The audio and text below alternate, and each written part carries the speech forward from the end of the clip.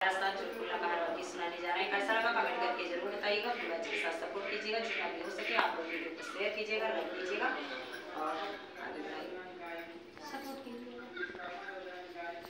कि काहे लैला गावनावा सुनिला राजा जी, काहे लैला गावनावा सुनिला राजा जी, अरे सुनिला राजा जी, अरे सुनिला राजा जी, काहे लैला गावनावा सुनिला राजा जी,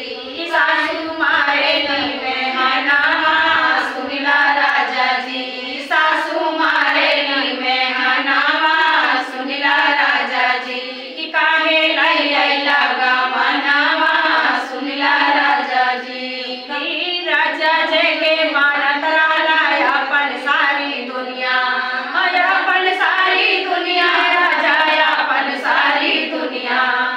राजा जी के मानत रहला अपन सारी दुनिया, अपन सारी दुनिया, राजा अपन सारी दुनिया, नागिन कह के हमें बुलावे तो हर छोटकी बहनिया, तोरी छोटकी बहनिया, राजा तोरी छोटकी बहनिया, राजा जी के मानत रहला अपन सारी दुनिया, राजा जी के मानत रहला